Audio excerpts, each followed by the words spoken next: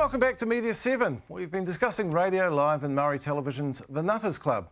Well, it's not the only screen production made possible by the support of the Mental Health Foundation. The same is true of the new film, The Colonel's Outing.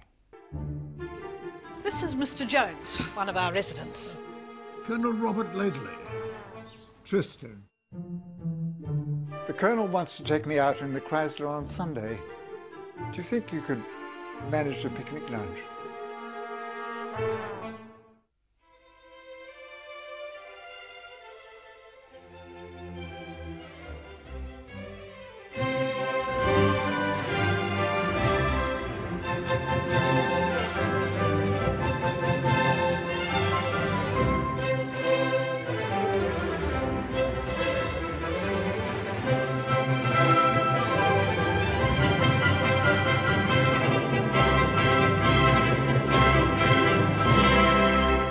Colonel? We can't always live the lives we want, Mrs. Pleasance. I'm joined now by the creators of The Colonel's Outing, Chris Banks and Andy Gelfond. Welcome to you both. Good evening. Chris, a film about two elderly men falling in love is maybe not the first place we'd think of for film funding from the Mental Health Foundation. How did that come about? Well, basically we'd exhausted all the other funding avenues. It's the usual story for local filmmakers, and we've been doing this for about 3 years now. This is our third short film in 3 years, and we've never let rejection stop us. We self-funded our previous two films, but sort of didn't really, have any things left we could mortgage. So started looking around, what were the options? And I happen to know Boris Sokratov at the Mental Health Foundation, who runs the Out of the Blue program, which is also supports the Nutters Club. And I said, take a look at this. I know that you're looking at supporting initiatives that look at depression in gay men, and particularly in older men as well, because they're two really at-risk groups. And would this be something that you could look at throwing a little bit of sponsorship towards? And we promise you that you'd in kind, you would get back quite a lot of issues discussed around it. It's because Boris is more than about just sort of sticking up the logo everywhere. He wants the issues to be out there being discussed, and we like to make films that are thought-provoking and raise points of discussion. Andy, do you think that the Foundation also saw it as a classic untold story? Because this is not a story that we hear, is it? No, well, this is one of those few occasions when older people get to be put on screen front and centre, which is quite unusual, especially in gay film, where it tends to focus on the younger generation. So to be able to have an opportunity to have a story about positive ageing really fit with the messages that the Mental Health Foundation wanted to deliver. And Chris, Steve Atwood, who's a friend of yours who wrote the original story, I was fascinated to read that he wrote it after seeing an elderly gay man basically shut out and made invisible by members of his own community. Yes, he was actually the man. he was working in a gay bar, and there were two of them behind the bar, and there was some younger guy, and someone came in and Steve tried to serve the guy, and the guy just ignored him and went straight to the younger guy and said, "Why have you got such an old working behind the bar?"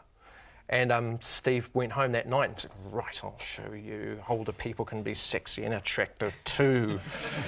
And it sort of came from there, out of this sort of anger. But it was interesting because the story has been published internationally, and it had sat in a drawer for a number of years, and that an opportunity came for him to publish it in a compilation. He thought, what do I have in my drawer that would kind of really cut through everything else? And he thought, well, no one's told that story before. And it's exactly the same thing that I thought when I read it. And we're all about telling the untold stories. You unabashedly make gay cinema. What about us heterosexuals? Don't we have enough? Where do we fit in? We couldn't afford Julia Roberts for anything. Just make films about homosexuals. And there's not many people that do it, especially in New Zealand. To our knowledge, we're the only people that are actually doing this. So again, it just accentuates that telling the untold story. Because I was actually trying to think, is there a New Zealand gay cinema when I was doing my research today, and I thought, squeeze. How many more movies are there than that? You could probably count every gay-themed New Zealand feature film that's been made back to 1980 on the fingers of one hand. There've been a handful of shorts, but it's not something that seems to get funded and made here. And when you look across at Australia, and I realise it's a much bigger country, but when you go around, you know, the gay film festival circuit like we have for the last 3 years, and you sort of look at the country list of where things are coming from, Australia is often in there with other countries, and, you know, obscure European countries too that are the same size as ours. Are often will pop up, like Iceland. I think that a lot of people want to tell their story, and when they sort of get the rejection, they sort of give up at that point, because it is really hard kind of to do things completely independently. I mean, we are, with the Number 8 Films, we are a two-man band. You know, it's more than just making the film. It's trying to get the thing off the ground to start with, and then, you know, trying to get it out into the world, and, you know, in the case of New Zealand, actually get it on a screen. You know, we had to do all that ourselves. Who are the films for, Andy? Well, the films are largely for the gay audience because they don't get to see that many stories that represent themselves. But I'd like to think that The Colonel's Outing in this case is a pretty easy to watch film for anybody. It's a heartwarming story, isn't it? There's some hope in that film, you know, as opposed to, you know, the Hollywood movies sometimes when they have gay characters, terrible things happen to them. Yeah, it's funny how often that happens in gay film, how there's some sort of tragedy, or if there's a gay character in a film, that there's a tragic ending for that character. And this story is very positive, and deliberately so. This is an untold story. It casts light on maybe a dimension of the gay experience that we don't get to see. Do you think that is an issue with media portrayal of you know, gay people? Well, we do get older. Well, I thought you didn't get any older after 40. Well, 30, you know, it's going down, Russell. There are a lot of older gay men in our community, and it's trying to make people feel, you know, included and part of a community, no matter what their age. There is, you know, life beyond, you know, the club scene and the club circuit, and, you know, there is that thought of, as you're getting older, you're still going to need, you know, peers and family around you. And I mean, there's actually a major documentary that's been made in the US in the last year that our film has often been paired with it as it's been going around the circuit, that called Gen Silent. And it's about gay and lesbian elders sort of going back into the closet as they age, because they go into care homes where their relationships aren't respected and they're sort of treated like children. Which is precisely what the film's about. Yeah. And it looks at the fact that life is not over, even if you're in a rest home. Anything could be just around the corner, which is a particularly positive message that the Mental Health Foundation really wanted to show. Well, well done on this film, and maybe a feature film next? Yes. Well, we've actually got 3 features on the go at the moment, so we've got quite a long slate right through to 2015. Excellent. I'm glad to hear it. You're not mucking about. Thank you, Chris Banks and Andy Gelfin. Now, we can hardly leave without alighting on a story that's had media watchers not knowing where to look for the next bombshell. The fallout from the News of the World phone hacking scandal may yet see Rupert Murdoch quit the British newspaper business altogether, and even his son coming before a court.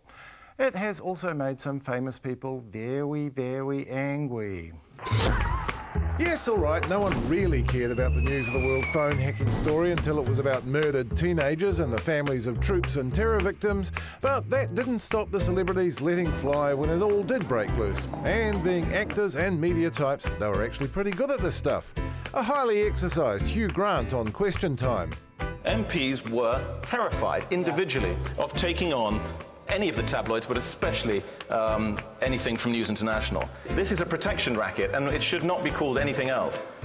Jonathan Ross, angry and al fresco. We've got to make sure that there's some proper checks and balances. And at the moment, all we've got is the Press Council Commission, and the head of that is the guy who is Paul Dacre, Sir Paul Dacre, who runs the Daily Mail. How can that in any way be an effective body? It clearly isn't.